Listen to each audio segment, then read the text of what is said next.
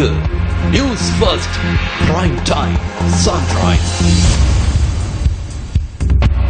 வணக்கம், நீங்கள் இணைந்து கொள்வது நியூஸ் ஃபர்ஸ்டின் காலை நேர பிரதான செய்தியுடன்.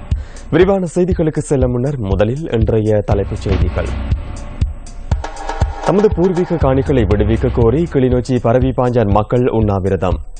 புத்தளம் அனுராதபுரம் பிரதான வீதியில் இடம்பெற்ற வாகன விபத்தில் 2 இளைஞர்கள் உயிரிழப்பு. மஸ்கெலியாவில் 7 வயது சிறுவனை கொதிநீரில் தள்ளிய வளர்ப்பு தாய்க்கு நீதிமன்றம் பிணை. நீதிமன்ற உத்தரவின்படி காவிரி நதியிலிருந்து தமிழகத்திற்கு நீரை திறந்து விடுவதற்கு கர்நாடகம் தீர்மானம்.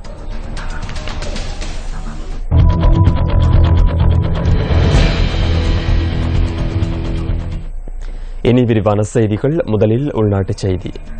கிளிநொச்சி பரவி பாஞ்சான் ராணுவ முகாமுக்கு முன்பாக தொடர் கவனஈர்ப்பில் ஈடுபட்டிருந்த மக்கள் இன்று காலை முதல் உண்ணாவிரத போராட்டத்தில் ஈடுபட்டுள்ளனர். கடந்த மாதம் 31ஆம் தேதி ஆரம்பித்த தொடர் கவன ஈர்ப்பு போராட்டத்திற்கு எவ்வித தீர்வும் கிடைக்காததால் மக்கள் நேற்று கூடாரம் அமைத்து அங்கு தங்கியிருந்தனர். பொதுமக்களுக்கு சொந்தமான சுமார் 10 ஏக்கர் காணியில் பரவி பாஞ்சான் ராணுவ முகாம் அமைந்திருப்பதாக கவன ஈர்ப்பில் ஈடுபட்டுள்ளவர்கள் குறிப்பிடுகின்றனர். இந்நிலையில் தமது காணிகளை விடுவிக்க கோரி இன்று முதல் உண்ணாவிரத போராட்டத்தை ஆரம்பித்துள்ளதாக பரவி பாஞ்சான் மக்கள் நியூஸ் ஃபர்ஸ்டுக்கு தெரிவித்தனர். புத்தளம் அனுராதபுரம் பிரதான வீதியின் இரம்பையடி பகுதியில் இடம்பெற்ற வாகன விபத்தில் இளைஞர்கள் 2 உயிரிழந்துள்ளனர். அனுராதபுரத்திலிருந்து புத்தளம் நோக்கி பயணித்த காரும் கொழும்பிலிருந்து அனுராதபுரம் நோக்கி பயணித்த லாரியும் நேருக்கு நேர் மோதியதில் விபத்து நேர்ந்துள்ளதாக போலீசார் தெரிவித்தனர். நேற்று மாலை 6 மணியளவில் இடம்பெற்ற இந்த சம்பவத்தில் காயமடைந்த 2 புத்தளம் ஆதார வைத்தியசாலையில் அனுமதிக்கப்பட்டதை அடுத்து சிகிச்சை பலனின்றி உயிரிழந்துள்ளார். விபத்தில் 23 மற்றும் 25 வயதான 2 இளைஞர்கள் உயிரிழந்துள்ளனர். சம்பவத்துடன் தொடர்புடைய லாரியின் சாரதி கைது செய்யப்பட்டுள்ளதாகவும் போலீசார் குறிப்பிட்டனர். மஸ்கெலியாவில் பெரிய சூரியகந்த பகுதியில் 7 வயது சிறுவனை கொதிநீரில் தள்ளிய வளர்ப்பு தாய்க்கு நீதிமன்றம் பிணை வழங்கியுள்ளது. குறித்த பெண் நேற்று ஹட்டன் நீதிமன்றத்தில் ஆஜர்படுத்தப்பட்டார். இதன்போது 1 லட்சம் ரூபாய் சரீரப்பணையில் பெண் விடுவிக்கப்பட்டதை அடுத்து வழக்கை எதிர்வரும் 28ஆம் தேதிக்கு நீதவான் ஒத்திவைத்துள்ளார். மஸ்கெலியா வைத்தியசாலையில் சிகிச்சை பெற்று வந்த சிறுவன் மேலதிக சிகிச்சைக்காக நாவலப்பிட்டி பொது வைத்தியசாலைக்கு மாற்றப்பட்டுள்ளதாக எமது பிராந்திய செய்தியாளர் குறிப்பிட்டார். இலங்கை உள்ளிட்ட 28 நாடுகளின் பங்கு பெற்றதுடன் இன்று காலை சுனாமி முன்னெச்சரிக்கை ஒத்திகை நிகழ்வு இடம்பெறவுள்ளது. இதற்காக இலங்கையில் 14 மாவட்டங்கள் தெரிவு செய்யப்பட்டுள்ளதாக அனர்த்த முகாமைத்துவ மத்திய நிலையத்தின் உதவி பணிப்பாளர் பிரதீப் கொடிப்பிலி தெரிவித்துள்ளார். மக்கள் அச்சம் கொள்ளாது இந்த நிகழ்விற்கு ஒத்துழைப்பு வழங்குமாறும் அவர் மேலும் கேட்டுக் கொண்டுள்ளார். ஹாலியல ஸ்ரீ வீரசக்தி விநாயகர் ஆலய ஆவணி சதுர்த்தி தேர் உற்சவம் நேற்று வெகு விமரிசையாக நடைபெற்றது. வசந்த மண்டப பூஜைகளுடன் ரத உற்சவம் ஆரம்பமானது. விநாயகர், முருகன், அம்மன் ஆகியோர் தேரிலேறி பக்தர்களுக்கு அருள் பாலித்தனர்.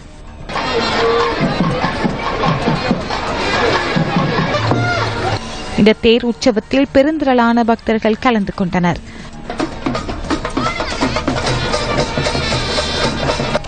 ரத உற்சவத்தை தொடர்ந்து இன்று பச்சை சாத்தும் நிகழ்வு இடம்பெறவுள்ளமை குறிப்பிடத்தக்கது.